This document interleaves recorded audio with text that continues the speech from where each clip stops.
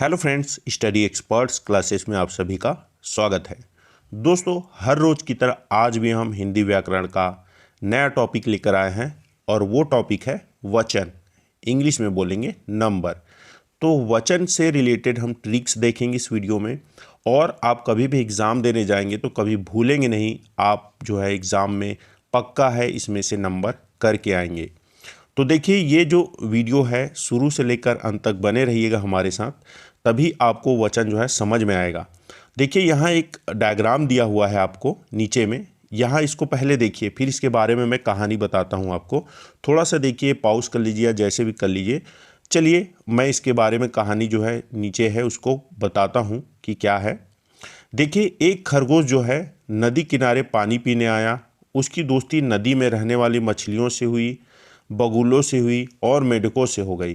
कुछ दिनों बाद नदी में एक मगरमच्छ आया और वह भी क्या करना चाहा, दोस्ती करना चाहा दूसरे मछलियों, बगुलों, मेंढकों से। लेकिन क्या किया, सभी ने क्या किया, उसके लिए उसको मना कर दिया कि हम दोस्ती नहीं करेंगे तुमसे। उसने नदी पर पानी पीने आने वाले एक हाथी से दोस्ती कर ली।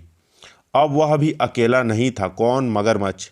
अब देखिए, ऊपर वाक्य में जितने भी हम पढ़े हैं उसमें क्या हमारे पास यहाँ एक पशुओं की जो संख्या है ये एक है और कुछ के अनेक हैं।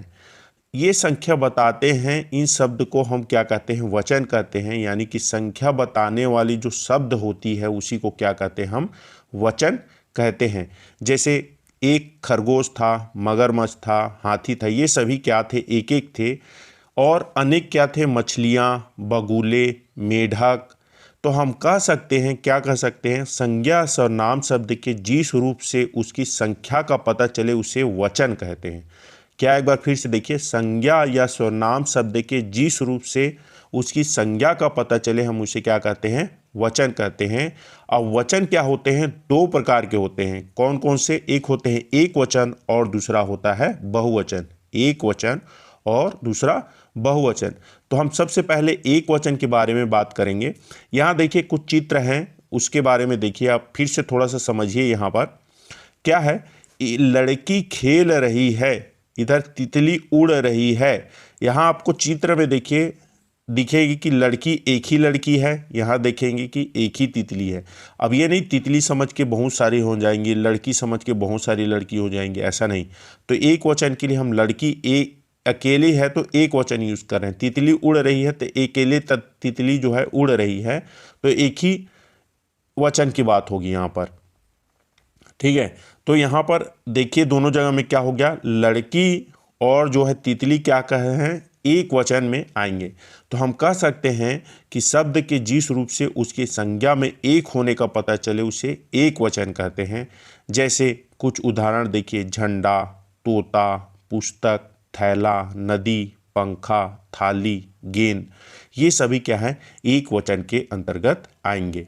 अब देखिए आगे बहुवचन के बारे में पढ़ते हैं। यहाँ पर भी कुछ डायग्राम फिर से है, उसी से रिलेटेड है। वहाँ एक लड़की थी, यहाँ पर देखिए दो लड़की और आ गई हैं तो लड़कियाँ हो गई। यहाँ एक तितली था, अब यहाँ दो तितली और आ गई तो क्या होगी? तितलियाँ होगी। लड़कियाँ और तितलियाँ, तो ये क्या हो गया? लड़की से लड़कियाँ बन गए और तितली से तितलियाँ बन गई। तो क्या हो गया? यहाँ पर बहुवचन हो गया। क्या हो गया? बहुवचन। ठीक है, ध्यान में रखिएगा, क्या? बहुवचन। तो हम कह सकते हैं लड़कियां और तितलियां जो शब्द है ये क्या होंगे? बहुवचन होंगे। अब इसके लिए अगर हम परिभाषित करें तो इसको किस प्रकार परिभाषित कर सकते हैं? देखिए, शब्द के जिस रूप से उससे संख्या में एक से अधिक होने का पता चले उसे बहुवचन कहते हैं। जब एक ही होने का पता चले तो हम एक वचन कहेंगे, और एक से अधिक होने का पता चले तो हम क्या बोलेंगे? उसको बहुवचन कहेंगे। ठीक है, ध्यान रखिए। देखिए यहाँ उदाहरण, पिछले में क्या था? झंडा था तो झंडे, पिछले में तोता तो तोते, पुस्तकें, थैले, नदियाँ, पंखे, थालियाँ, गेंदे, ये सभी क्या होंगे? बहुवचन होंगे। अब आगे कुछ शब्द जान लेते हैं बहुवचन में किस प्रकार वाक्य बनते हैं। देखिए यहाँ पर बंदर हंस रहा है तो बंदर हंस रहे हैं बहुवचन में हो जाएंगे। बंदर हंस रहा है मतलब एक है, रहे हैं मतलब बहुवचन, बहुत सारे हो जाएंगे। मोर नाच रहा है मतलब एक, और रहे हैं मतलब बहुत सारे। तो देखिए इसी प्रकार क्रोध, क्षमा, प्रेम, दूध, घी, दही, जल, पानी, वर्षा, सत्य आदि शब्दों का प्रयोग सदैव केवल एक वचन में होता है। याद रखिएगा, क्रोध, क्षमा, प्रेम, दूध, घी, दही, जल, पानी, वर्षा, सत्य, इन सभी शब्दों का प्रयोग सदैव एक वचन में होता है। उसी तरह देखिए बहुवचन में हमेशा उपयोग होने वाले हस्ताक्षर, होश, बाल, दर्शन, ये सभी जो है बहुवचन में उपयोग किए जाते हैं। अब देखिए संज्ञा की तरह सर्वनाम शब्दों के भी वचन बदलते हैं। ठीक है, संज्ञा की तरह जो है सर्वनाम शब्द के भी वचन बदलते हैं। जैसे देखिए आगे आदत देने के लिए बहुवचन का प्रयोग किया जाता है। दादाजी आए तो दादाजी आए, आप मेरे घर चलिए, ये सभी क्या है, सर्वनाम संज्ञा से सर्वनाम शब्दों में जो वचन बदलते हैं वो है भाववाचक संज्ञा, द्रव्यमानवाचक संज्ञा का प्रयोग एक वचन के रूप में करते हैं। अब यहाँ पर एक इम्पोर्टेंट लाइन है यहाँ पर कि भाववाचक जो संज्ञा होती है और द्रव्यवाचक जो संज्ञा होती है वो क्या होता है, हमेशा एक वचन में उपयोग होता है। यहाँ पर आप देख सकते हैं दूध हो गया, द्रव्य है, घी है, दही है, जल है, पानी है, वर्षा है, ये सभी क्या है, द्रव्यवाचक हैं। तो इसीलिए हम इसको सदैव एक वचन में रखे हैं और यहाँ पर भी एक वचन में रखे हैं। लेकिन यहाँ देखिए क्रोध, क्षमा और प्रेम ये क्या है, भाववाचक है, तो इसीलिए ये क्या हो गया, एक वचन में है।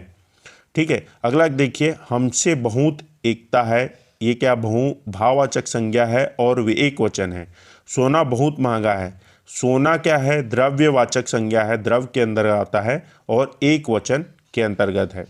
अब वचन परिवर्तन के कुछ नियम देखेंगे हम, क्या क्या होते हैं। पुल्लिंग शब्दों के वचन परिवर्तन में किस प्रकार चेंज होता है पुल्लिंग शब्दों के वचन में।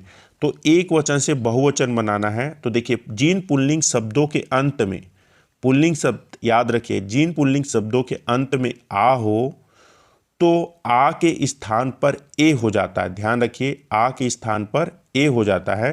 देखिए घोड़ा का घोड़े आ है, ठीक है, गधा है आ है तो गधे, बकरा का बकरे, कुत्ता का कुत्ते, तोता का तोते, प्याला का प्याले, कमरा का कमरे, बच्चा का बच्चे। उसी तरह स्त्रीलिंग शब्दों के जो वचन हैं वो कैसे परिवर्तित होंगे, देखिए यहाँ पर अंत में अगर आ होता हो तो आ के स्थान पर ए हो जाता है। जब आ था तो क्या हो रहा था, ए हो रहा था। अब यहाँ पर अ है तो ए होगा। ठीक है, जैसे कि बात का बातें, बहन का बहने, रात का रातें, भैंस का भैंसे, आँख का आँखें, गाय का गायें, पेंसिल का पेंसिलें, फसल का फसलें। ये कुछ स्त्रीलिंग शब्द थे जिसका बहुवचन बनाने में ए हो जाता है। ठीक है, अगला देखिए कि जिन स्त्रीलिंग शब्दों में आ होता हो लास्ट में, अंत में, तो आ के स्थान पर ए हो जाता है। ध्यान रखिए, कहने का मतलब ए याद रखिए आप, और यही जो है अगर आ भी हो अंत में और आ भी हो अंत में तो हम ए हो जाता है उसके बहुवचन बनाने में। ठीक है, देखिए यहाँ माला का मालाएं, माता का माताएं, भाषा का भाषाएं, छात्रा का छात्राएं, यात्रा का यात्राएं, गाथा का गाथाएं, कविता का कविताएं, कन्या का कन्याएं। लेकिन याद रखिएगा ए कब होता है, ए कब होता है जब स्त्रीलिंग शब्दों में हो। अगर पुल्लिंग की बात हो तो सिर्फ ए होता है, ये ध्यान में रखिएगा आप, है ना। तो यहाँ पर स्त्रीलिंग शब्द भी होना चाहिए। अगला देखिए इसी में, जिन स्त्रीलिंग शब्दों के अंत में ई हो तो ई के स्थान पर ई हो जाता है। अगर बड़ा ई हो तो छोटा ई हो जाता है, ये याद रखिए। और साथ में हम या जोड़ देते हैं, क्या जोड़ देते हैं, या जोड़ देते हैं। तो हम कह सकते हैं क्या, अगर ई हो तो ई के स्थान पर छोटा ई और या जोड़ देते हैं। जैसे घड़ी है तो घड़ी क्या है, बड़ा ई है, और इसमें जब बहुवचन बनाएंगे तो छोटा ई के साथ देखिए री में छोटा ई है और या जोड़ दिया गया है। तो हम यहाँ घड़ी का क्या हो जाएगा, घड़ियाँ, रानी का रानियाँ, मिठाई का मिठाइयाँ, तिथि का तिथियाँ, ध्वनि का ध्वनियाँ, रीति का रीतियाँ, मक्खी का मक्खियाँ, लड़का का लड़कियाँ। स्त्रीलिंग के और नियम हैं उसे भी जान लेते हैं। देखिए यहाँ पर जिन स्त्रीलिंग शब्दों के अंत में या हो तो या के ऊपर में अनुश्वासिक अनुनासिक जो होता है चंद्र बिंदु वो लगा दिया जाता है। जैसे बिटिया, बिटिया का बिटिया, डिबिया डिबिया, गुड़िया गुड़िया, चिड़िया का चिड़िया, चूहिया चूहिया, बुढ़िया का बुढ़िया। ठीक है, ये थे स्त्रीलिंग के और नियम। स्त्रीलिंग के और भी नियम है, ये देखिए, ऊ के साथ जब हो तब, ऊ के साथ तब हो, जब ऊ हो अंत में तब ऊ हो जाता है, हो तो ऊ और ऊ हो तो, देखिए ऊ और ऊ हो तो ए हो जाता है, ध्यान में रखिए। ऋतु का ऋतुएं, धेनु का धेनुएं, वधु का वधुएं। देखिए यहाँ बड़ा ऊ है, लेकिन जब इधर होगा तो ये क्या होगा, छोटा ऊ हो जाएगा। ठीक है, क्या हो जाता है, यहाँ पर बड़ा ऊ है तो इधर क्या हो जाएगा, छोटा ऊ, और साथ में क्या जुड़ जाएगा, ए जुड़ जाएगा। तो वधु का वधुएं, वस्तु का वस्तुएं। ठीक है, इस तरीके से जो है वचन जो है हमारा आज कंप्लीट होता है इस वीडियो में, कि कैसे हम एक वचन से बहुवचन बनाते हैं। देखिए एग्जाम में आपके यहीं से एक क्वेश्चन आएगा कि एक वचन से बहुवचन बनाओ या बहुवचन से एक वचन बनाओ, तो आपको नियम याद होने चाहिए। यही हमारा ट्रिक था आज का। तो एक बार आप फिर से इसको अच्छे से पढ़ सकते हैं वीडियो को रिवाइंड करके, और कभी भी एग्ज़ाम में गलत करके ना आए। चलिए इसके बारे में कुछ दोहरा लेते हैं, जान लेते हैं कि आज क्या पढ़े हम। संख्या बताने वाले शब्दों को क्या कहते हैं, वचन कहते हैं। वचन दो प्रकार के होते हैं, एक वचन, बहुवचन। कुछ शब्द सदा एक वचन होते हैं और कुछ शब्द सदा बहुवचन होते हैं, ये भी पढ़ें, है ना। आदर देने के लिए हमेशा बहुवचन का उपयोग करते हैं, याद रखिए। ठीक है, अपने से बड़ों को जब आदर देंगे तो उसको क्या करेंगे, हम बहुवचन में प्रयोग करेंगे।